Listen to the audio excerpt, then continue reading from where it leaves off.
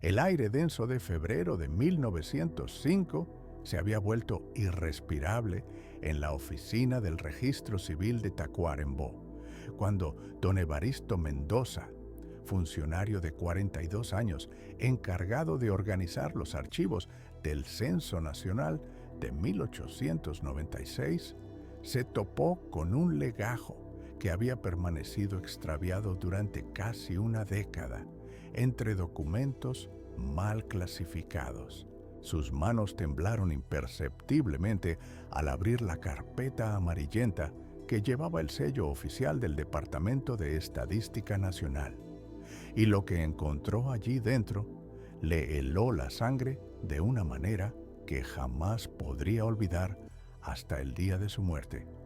La ficha censal correspondía a la estancia San Emigdio, ubicada a 37 kilómetros al noreste de la ciudad, en una extensión de campo que se perdía en el horizonte pampeano. Lo que convirtió aquel hallazgo en una pesadilla documentada fueron los nombres que aparecían registrados bajo un mismo techo. Casimiro Aguirre, de 39 años, estanciero. Bonifacio Aguirre, de 36 años, capataz. Eusebio Aguirre, de 34 años, peón. Y finalmente, la entrada que hizo que don Evaristo se santiguara 3 veces seguidas. Esperanza Aguirre, de 21 años, esposa de Casimiro Aguirre, esposa de Bonifacio Aguirre, esposa de Eusebio Aguirre. El funcionario leyó y releyó aquellas líneas hasta que las palabras se grabaron en su mente como hierros al rojo vivo. Pero lo que verdaderamente lo perturbó no fue solo la imposible situación matrimonial, sino la anotación manuscrita al margen, garabateada con tinta violeta por el censista Horacio Vega, en letra temblorosa. Prima hermana de los 3 declarantes, vive en la estancia desde los 14 años. Se negó a ser entrevistada por separado. Los hermanos respondieron por ella en todo momento. Antes de continuar con lo que el funcionario Mendoza descubriría en los días siguientes, cuéntanos en los comentarios, ¿desde dónde nos estás escuchando? Queremos saber quién más está siguiendo esta perturbadora historia desde diferentes lugares del mundo. Cada relato como este merece ser compartido y recordado. La historia de los hermanos Aguirre había comenzado mucho antes de aquel censo fatídico. Según los registros parroquiales de San Gregorio de Polanco, Casimiro, Bonifacio y Eusebio eran hijos de don Prudencio Aguirre y doña Remedios Olivera, una familia de estancieros que había llegado a la región en 1868, comprando tierras a precio irrisorio después de la Guerra Grande.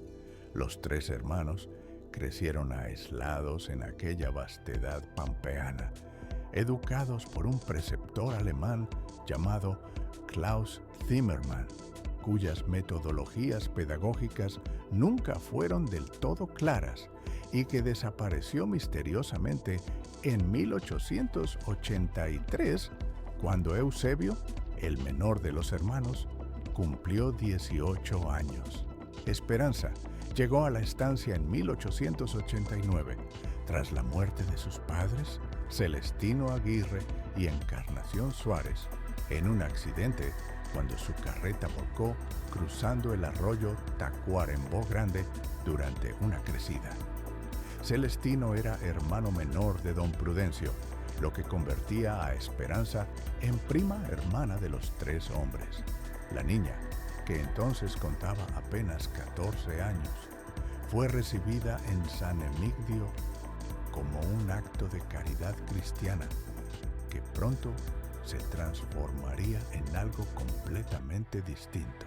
Los primeros años de Esperanza en la estancia fueron descritos por el padre Anselmo Gutiérrez, párroco de la iglesia de San Gregorio, quien la había conocido durante las escasas visitas que la familia realizaba al pueblo para las festividades religiosas más importantes. En sus memorias, publicadas póstumamente en 1920, el sacerdote escribió: aquella criatura poseía una belleza que parecía casi etérea, en contraste con la rudeza de sus primos. Sus ojos verdes tenían un brillo extraño, como si guardaran secretos que una mente tan joven no debería conocer. Pero había algo en su mirada que me inquietaba profundamente, una resignación que no era natural en una muchacha de su edad. La transformación de Esperanza de huérfana protegida a esposa de los 3 hermanos no fue un proceso súbito, sino una lenta metamorfosis que se extendió por varios años.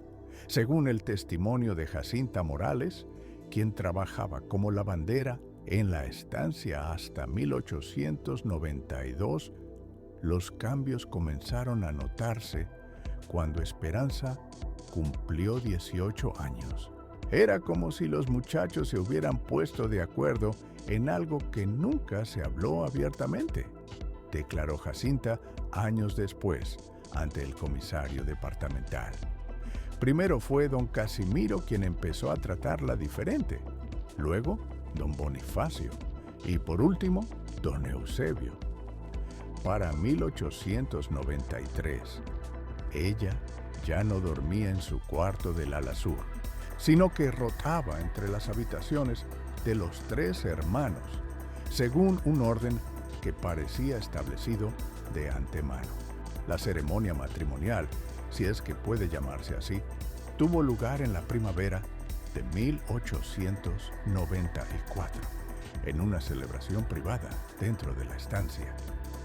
No fue oficiada por ningún sacerdote reconocido por la iglesia, sino por un hombre que se hacía llamar hermano Atanasio, un supuesto religioso errante que había aparecido en la región meses antes predicando una doctrina extraña que mezclaba elementos del cristianismo primitivo con prácticas que rayaban en la herejía. El hermano Atanasio desapareció inmediatamente después de la ceremonia y nunca más se supo de él, aunque algunos lugareños afirmaban haberlo visto dirigiéndose hacia la frontera con Brasil en una carreta cargada de libros y objetos extraños. La vida cotidiana en San Emigdio durante esos años fue testigo de una rutina que desafiaba toda comprensión moral y social. Esperanza vivía como esposa legítima de los 3 hermanos, compartiendo lecho con cada uno de ellos según un calendario que solo ellos conocían. Durante el día, cumplía las funciones de ama de casa, supervisando a los pocos peones que trabajaban en la estancia y encargándose de la administración doméstica con una eficiencia que sorprendía a quienes la conocían. Pero era durante las noches cuando la verdadera naturaleza de aquella unión se manifestaba en su forma más perturbadora. Los hermanos habían establecido un código de convivencia que regulaba hasta el más mínimo detalle de su relación con Esperanza. Casimiro, como el mayor y propietario legal de la estancia, tenía derecho a compartir con ella las noches de lunes, miércoles y viernes. Bonifacio, el hermano medio, disponía de los martes y jueves. Eusebio, el menor, debía conformarse con los sábados, mientras que los domingos estaban reservados para el descanso y la oración familiar. Esta distribución no era caprichosa, sino que respondía a una lógica retorcida que los hermanos justificaban citando pasajes bíblicos del Antiguo Testamento y referencias a tradiciones ancestrales que ningún erudito local pudo identificar jamás. Los embarazos llegaron puntualmente. El primer hijo, Prudencio Aguirre, nació en 1895 y fue registrado oficialmente como hijo de Casimiro y Esperanza, aunque su paternidad real permanecía en el misterio. 6 meses después, Esperanza dio a luz a Remedios Aguirre, registrada como hija de Bonifacio. Y en 1896, poco antes del censo que documentaría esta aberración, nació Celestino Aguirre, oficialmente hijo de Eusebio, aunque los 3 niños compartían un parecido físico tan marcado que resultaba imposible distinguir su verdadera paternidad.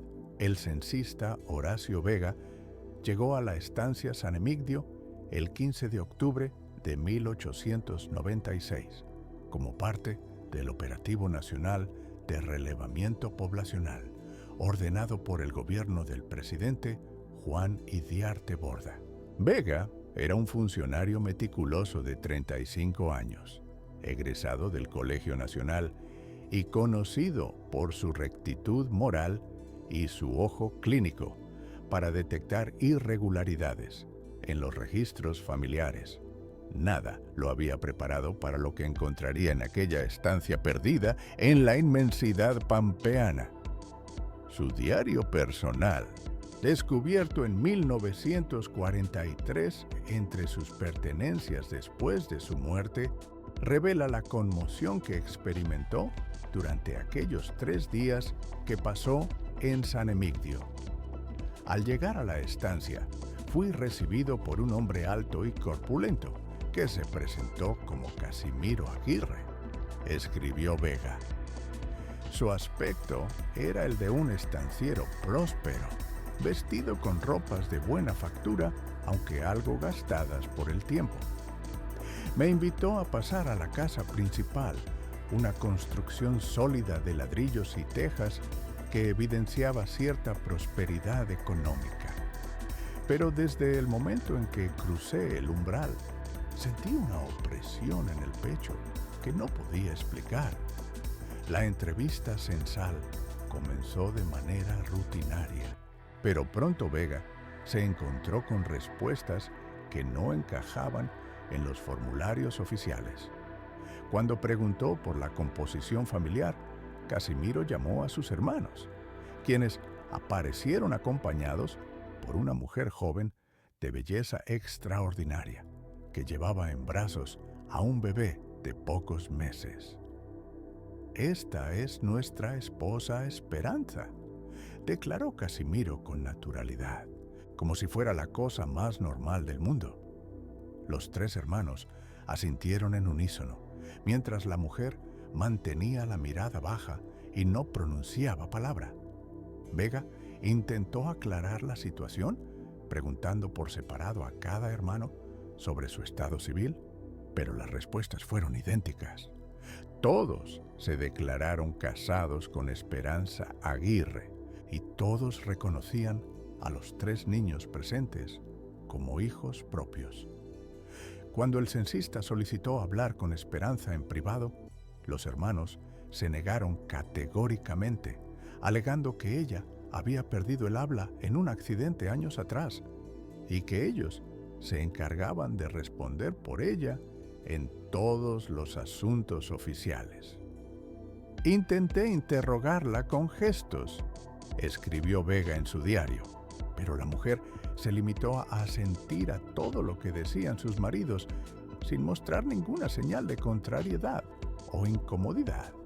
Sus ojos, sin embargo, parecían esconder una profundidad de experiencias que no me atrevía a imaginar. Había en ellos una especie de resignación absoluta, como si hubiera aceptado su destino de una manera que trascendía la mera sumisión. La segunda noche en la estancia, Vega fue testigo de una escena que lo perseguiría hasta el final de sus días.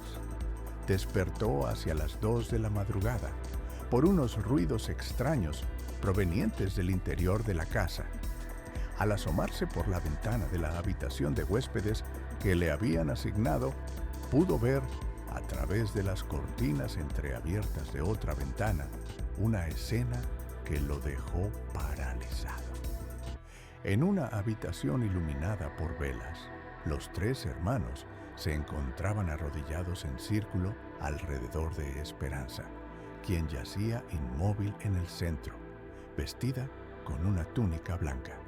Los hombres recitaban algo en una lengua que Vega no pudo identificar, aunque por momentos le pareció reconocer palabras en latín mezcladas con sonidos guturales que no parecían humanos.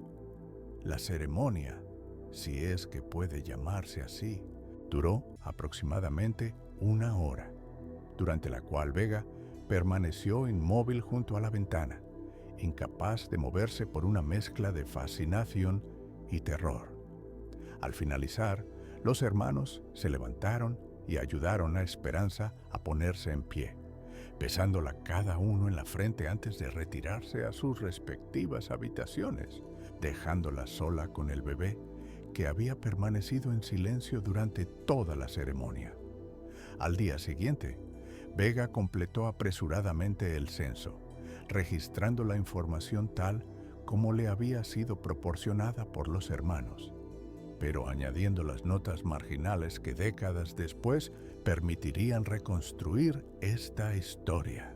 Su urgencia por abandonar la estancia era evidente en la caligrafía cada vez más temblorosa de sus anotaciones y en las manchas de tinta que evidenciaban la transpiración de sus manos sobre el papel. El último encuentro entre Vega y Esperanza ocurrió la mañana de su partida, cuando se dirigía hacia su carreta cargada con los formularios censales. La mujer apareció súbitamente en el patio de la estancia sin sus maridos por primera vez en 3 días. Se acercó al censista y, en un susurro apenas audible, le dijo las únicas palabras que Vega registró haber escuchado de sus labios. Dígale al mundo que Esperanza Aguirre existió. Luego, se alejó rápidamente hacia la casa, donde los 3 hermanos la esperaban en el portal con expresiones indescriptibles. El censo de 1896 fue archivado rutinariamente y el caso de la familia Aguirre pasó desapercibido entre los miles de formularios procesados por la burocracia estatal. Vega presentó un informe adicional a sus superiores, sugiriendo una investigación más profunda de la situación en la estancia San Emigdio, pero su recomendación fue desestimada por considerarse especulaciones morales ajenas al propósito estadístico del relevamiento. Durante los años siguientes, los rumores sobre los hermanos Aguirre y su esposa común circularon esporádicamente entre los habitantes de la región, pero nunca llegaron a oídos de las autoridades competentes. Los pocos testigos que habían trabajado en la estancia fueron emigrando gradualmente hacia otras regiones, llevándose consigo fragmentos de una historia que nadie quería escuchar completa. La investigación del funcionario Mendoza, iniciada después del descubrimiento del censo extraviado en 1905, reveló que la estancia San Emigdio había sido abandonada abruptamente en 1898, poco después de la muerte del presidente Idiarte Borda. Los registros de la época indican que los hermanos Aguirre vendieron precipitadamente sus tierras a un consorcio argentino por una suma considerablemente inferior a su valor real y desaparecieron sin dejar rastro junto con Esperanza y los 3 niños. Las indagaciones posteriores llevaron a Mendoza hasta el puerto de Montevideo, donde descubrió que en noviembre de 1898 había partido hacia Europa un barco de bandera italiana llamado Santa Caterina, con 6 pasajeros registrados bajo los apellidos Aguirre, 3 hombres adultos, una mujer y 2 niños. El tercer niño, según constaba en los documentos de embarque, había fallecido durante el viaje hasta la capital, víctima de una fiebre que no pudo ser tratada adecuadamente. El destino del Santa Caterina era el puerto de Génova, pero los registros italianos consultados por la Cancillería uruguaya, a solicitud de Mendoza, no mostraron el arribo de ningún pasajero con esos nombres. El barco había naufragado durante una tormenta en el Mediterráneo occidental, llevándose consigo a todos sus ocupantes y el secreto de lo que realmente había ocurrido en aquella estancia pampeana durante los años de convivencia forzada. La única evidencia física que permaneció de la extraordinaria historia de los Aguirre fue el propio censo de 1896, que Mendoza conservó en un archivo personal hasta su muerte en 1932. Sus herederos donaron los documentos a la Biblioteca Nacional, donde permanecieron catalogados, pero prácticamente inaccesibles, hasta que el historiador Dr. Ramón Silva los redescubrió en 1968, durante una investigación sobre patrones demográficos en el Uruguay del siglo XIX. Silva dedicó los últimos años de su carrera académica a rastrear todos los elementos verificables de la historia Aguirre, publicando en 1975 un ensayo titulado Aberraciones familiares en el Censo Nacional de 1896, el caso de la estancia San Emigdio. Su trabajo, aunque académicamente riguroso, fue recibido con escepticismo por la comunidad historiográfica, que consideró los hechos demasiado extraordinarios para ser creíbles. Sin embargo, la investigación de Silva aportó un elemento perturbador adicional. Durante su búsqueda en los archivos parroquiales de San Gregorio de Polanco, descubrió que no existía ningún registro de matrimonio entre Esperanza Aguirre y ninguno de los tres hermanos. Más aún, los registros bautismales de los tres niños nacidos en la estancia mostraban irregularidades significativas. Todos habían sido bautizados por el mismo sacerdote, el padre Anselmo Gutiérrez, pero en fechas diferentes y con padrinos distintos, como si se hubiera intentado ocultar el hecho de que pertenecían a la misma familia nuclear. El padre Gutiérrez había incluido en sus memorias una reflexión final sobre el caso Aguirre que Silva citó textualmente en su ensayo. En mis 40 años de ministerio pastoral he sido testigo de los más diversos aspectos de la condición humana, desde la santidad más elevada hasta la depravación más absoluta. Pero nunca había encontrado un caso en el que la maldad se disfrazara tan perfectamente de virtud doméstica. Los hermanos Aguirre hablaban de amor fraternal y cuidado familiar, mientras perpetraban una aberración que desafía toda comprensión cristiana. Lo más perturbador no era su comportamiento, sino la aceptación absoluta que mostraba la pobre Esperanza, como si hubiera sido despojada no solo de su voluntad, sino de su propia alma. Las tierras de la antigua estancia San Emigdio fueron subdivididas y vendidas múltiples veces durante el siglo XX, hasta convertirse en una serie de pequeños establecimientos ganaderos que nada conservaban de su historia original. La casa principal fue demolida en 1925 para dar paso a una construcción más moderna, pero los trabajadores encargados de la demolición reportaron hallazgos extraños. En el sótano de la antigua residencia encontraron una habitación secreta de paredes cubiertas con inscripciones en varios idiomas, entre los cuales predominaban textos en latín que parecían ser fragmentos de rituales no reconocidos por ninguna denominación cristiana oficial. Entre estos hallazgos se encontró también un diario escrito en una caligrafía femenina que los expertos identificaron como perteneciente a Esperanza Aguirre, basándose en comparaciones con documentos firmados por ella que se conservaban en los archivos de la estancia. Las entradas del diario, fechadas entre 1894 y 1898, revelaban una mente progresivamente fragmentada por años de abuso psicológico y manipulación sistemática.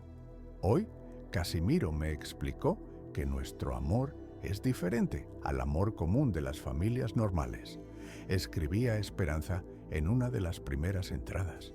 Dice que somos elegidos para demostrar que el amor verdadero trasciende las convenciones sociales y que nuestros hijos serán especiales porque nacen del amor multiplicado por 3. No entiendo completamente lo que significa, pero confío en que mis primos saben lo que es mejor para nuestra familia. Las entradas posteriores mostraban una evolución inquietante en la percepción de Esperanza sobre su situación. Ya no sé si lo que siento es amor o costumbre. Los rituales nocturnos me confunden, pero Bonifacio dice que son necesarios para purificar nuestra unión y asegurar la salud de los niños. A veces siento que no soy una persona completa, sino 3 partes de 3 personas diferentes. ¿Es esto lo que significa ser esposa? La entrada final del diario, fechada una semana antes del abandono de la estancia, contenía una lucidez terrible. He comprendido finalmente lo que soy para ellos. No soy una esposa, ni siquiera una mujer. Soy un objeto sagrado que comparten en sus rituales blasfemos, una reliquia viviente de su propia perversión. Mis hijos no son hijos del amor, sino productos de un experimento que mezcla la obsesión con la herejía. Pero es demasiado tarde para escapar. Ya no sé quién soy fuera de esta prisión dorada. Solo espero que algún día alguien encuentre estas palabras y sepa que Esperanza Aguirre existió como persona antes de convertirse en lo que soy ahora. El diario desapareció misteriosamente de los archivos municipales donde había sido depositado inicialmente y ninguna investigación posterior logró localizarlo. Los únicos registros que permanecen son las transcripciones parciales realizadas por el Dr. Silva durante su investigación, fragmentos que apenas permiten vislumbrar la profundidad del horror vivido en aquella estancia pampeana durante los años de su funcionamiento como santuario doméstico de una aberración familiar.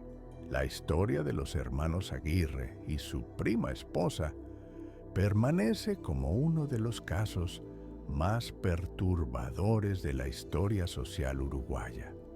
Un recordatorio de que las peores monstruosidades humanas a menudo ocurren en la intimidad del hogar, protegidas por el silencio de la distancia geográfica y la complicidad involuntaria de una sociedad que prefiere no indagar demasiado profundamente en los secretos familiares.